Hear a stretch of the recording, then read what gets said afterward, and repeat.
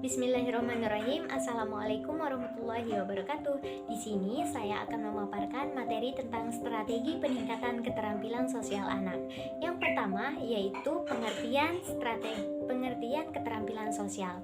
Keterampilan sosial berasal dari kata keterampilan dan sosial, di mana keterampilan berasal dari kata terampil yang di dalamnya mengandung suatu proses pembelajaran yang tidak terampil menjadi terampil. Sedangkan sosial berarti berinteraksi dengan orang lain. Jadi, keterampilan sosial adalah sebuah pelatihan yang bertujuan untuk mengajarkan kemampuan berinteraksi dengan orang lain terhadap individu yang tidak terampil menjadi terampil sehingga dapat berinteraksi dengan orang lain.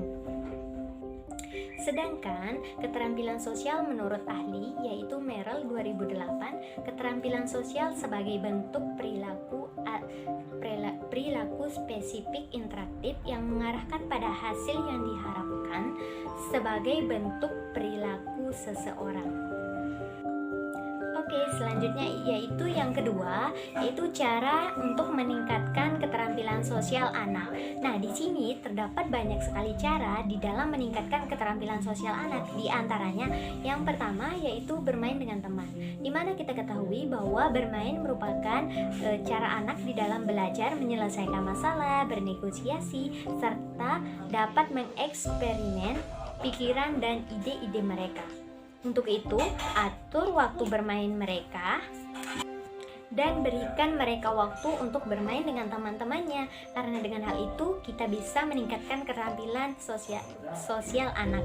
Yang kedua, yaitu dengan belajar memecahkan masalah sendiri.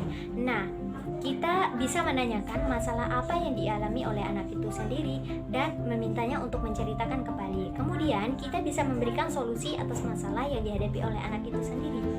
Nah, dengan seperti memberikan kata-kata sederhana, misalnya, "Nak, sekarang solusi apa yang bisa kita lakukan? Apa yang bisa kita lakukan?" Nah, seperti itu. Dengan hal itu, kita bisa memberitahukan kepada mereka bahwa betapa pentingnya mencoba setelah melakukan kegagalan, mengintrospeksi diri sendiri, dan dapat bergerak maju setelah melakukan kekalahan.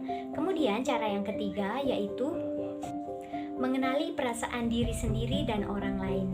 Nah, di sini maksudnya yaitu rasa empati, di mana rasa empati merupakan salah satu cara yang sangat tepat untuk membuat hubungan baik dengan orang lain secara mudah.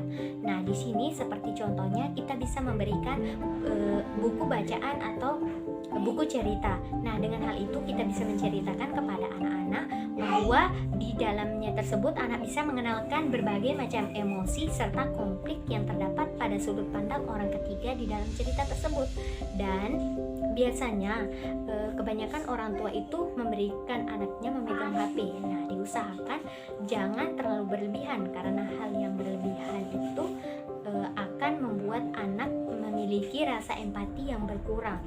Kemudian cara yang keempat yaitu menjadi bermanfaat, di mana kita ketahui sebagai salah satu contohnya yaitu kita sebagai orang tua atau pendidik bisa mencontohkan hal yang baik kepada mereka di depan anak itu sendiri. Misalnya dengan mengucapkan terima kasih misalnya kepada orang yang telah membantu kita. Kemudian mereka akan melihat serta dapat menerapkannya dalam kehidupan mereka sehari-hari.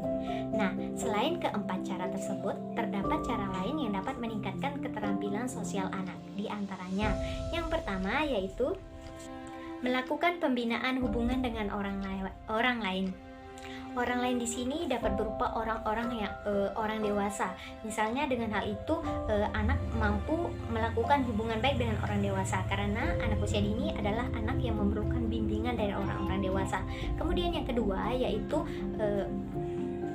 melakukan pembinaan kepada kelompok. Kemudian yang ketiga yaitu melakukan pembinaan terhadap anak lain atau teman sebayanya. Kemudian yang keempat, membina anak sebagai individu yang baik. Dan yang kelima yaitu pengenalan diri. Dan yang keenam yaitu mengenalkan emosi yang baik kepada anak. Yang ketujuh, ajarkan rasa empati kepada anak. Yang kedelapan, ajarkan anak rasa berbagi. Yang kesembilan, yaitu mengajarkan anak untuk bersimpati. Yang ke-10 adalah dengan membiasakan anak untuk tolong-menolong terhadap sesama. Yang ke-11, ajarkan anak untuk bersaing dengan cara yang positif. Yang ke-12 yaitu ajari perilaku yang positif kepada anak. Dan yang terakhir yaitu dengan memberikan perhatian kepada anak. Nah, di mana dapat kita ketahui bahwa jika hal-hal tersebut dapat dilakukan, tentunya akan membantu anak serta orang tua di dalam peningkatan keterampilan sosial mereka atau keterampilan sosial anak tersebut. Dan di sini saya akan memberikan sedikit kesimpulan dari uraian pemaparan materi tentang strategi peningkatan keterampilan sosial anak, bahwa keterampilan sosial merupakan suatu hal yang penting dan harus dipelajari oleh anak sedini mungkin, baik itu di dalam usia dininya ini, karena hal ini dapat menjadi pondasi utama di dalam pembentukan masa depan anak. Oleh karena itu, tanamkanlah sifat yang dapat meningkatkan keterampilan sosial anak dengan baik dan benar.